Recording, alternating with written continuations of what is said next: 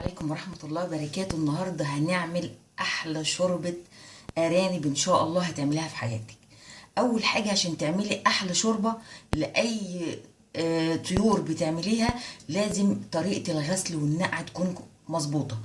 يعني أول حاجة بتغسلي الطيور اللي عندك سواء أرانب أو فراخ أو حمام أو أي حاجة، بتغسليها بالدقيق والملح كويس جدا. بعد كده بتشطفيها وتعملي لها محلول للنقع. ايه محلول النقع ده؟ عبارة عن مية وملح وعصير ليمون وقشر برتقان او يوسفي لو موجود عندك.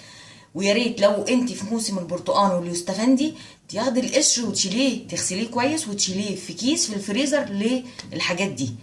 هنقول بسم الله. اول حاجة هنعملها هنحط معلقة سمنة بلدي كده على النار. هنقول بسم الله بالشكل ده كده.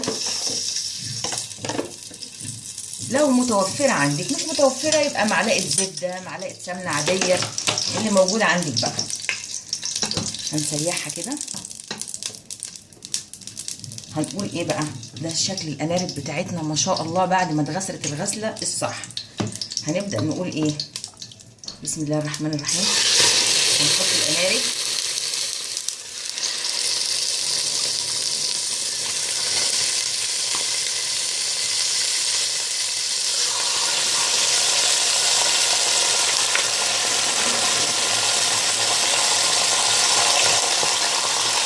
هبدأ احط لها ايه بقى؟ شوية كمون على كزبرة. انا لسه ما حطيتش بقية الأرنب اهو عشان يتبل كده مع بعضه.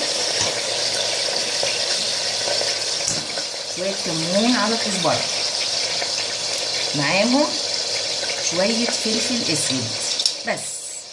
دي كده التتبيلة الأولانية بتاعتي. هسيبها بقى ايه علشان هشوحها تتلسع بس كده من تحت، وبعد كده هقلبها تاني. هنبدأ بقى نقلبها على الناحية التانية بالشكل ده كده. هنشوحها تشويحة كويسة قوي لحد ما المية اللي هي نزلتها دي تنشف خالص وتبدأ تعمل صوت الشكشكة كده معانا علشان نبدأ نظبطها. اهي انا حطيت لها حبة كمون وكزبرة مطحونين وحبة فلفل اسود وبس. هسيبها بقى لحد ما تنزل كل المية اللي فيها. تمام. سامعين بقى كده صوت الشكشكه دي؟ يعني خلاص الميه اللي فيها نشفت خالص، وقفت على شويه السمنه اللي فيها. هنحط فصين توم يا دوبك بس ضغطت عليهم بالسكينه. نقول بسم الله كده. وهنحط معاهم البصل بتاعنا وهنديهم برده تشويحه كده مع بعض كويسه قبل ما نضيف الميه المغليه. ما تحطيش لاي لحوم عندك بتطبخيها ميه بارده، لازم تكون ميه مغليه. وما تنسوش يا جماعه ممنوع الخل لاي حاجه زفره، لانه بيثبت الزفاره وبيخليها تبقى ريحتها اقوى. فاي حاجه زفره ما تحطلهاش خل ابدا. نديها بقى تشويحه كده مع التومه مع البصل. مش هنحط اي حاجه تاني خالص علشان احنا لسه هنحط لها الميه، ولما تطلع الزفاره بتاعتها هنشيلها. فما نحطش التوابل من الاول، هنشيلها مع الزفاره اللي احنا هنشيلها بعد كده، فما ينفعش.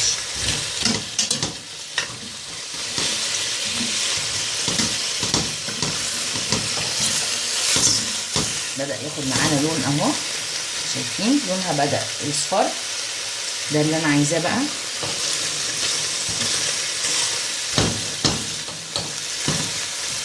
كده تمام قوي. هنحط لها بقى الميه المغليه بتاعتنا. هنقول بسم الله.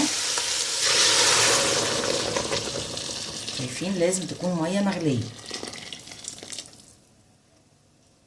هسيبها بقى تغلي شويه واطلع الزفاره. كل ما تطلع عليها ريمه من فوق هشيلها لحد ما تبقى الشوربه معايا رايقه.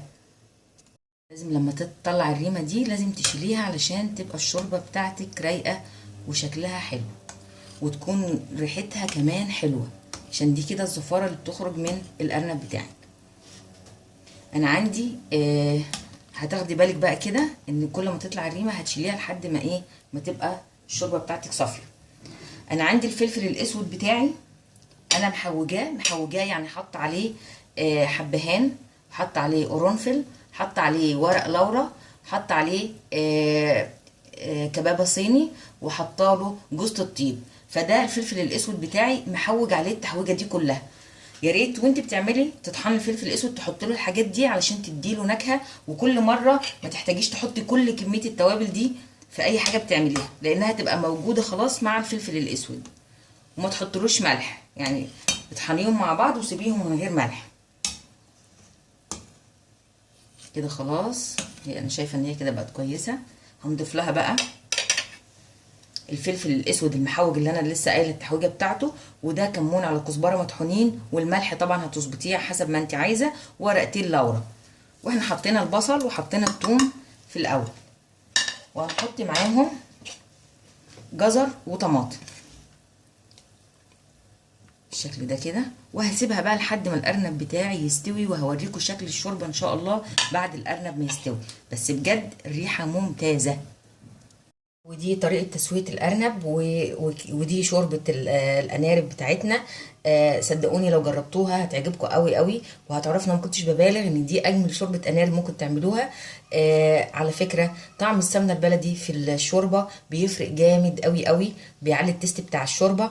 وانت بتستخدمي الشوربة في اكلات عندك فهتخلي طعم الاكل مختلف قوي. يعني لو نص كيلو بس سمنة بلدي في التلاجة عندك هتستخدمي له الشوربة بس، هيفرق معاكي كتير قوي قوي. ما تنسوش اللايك والاشتراك وتفعيل الجرس عشان يوصلكم مني كل جديد ان شاء الله.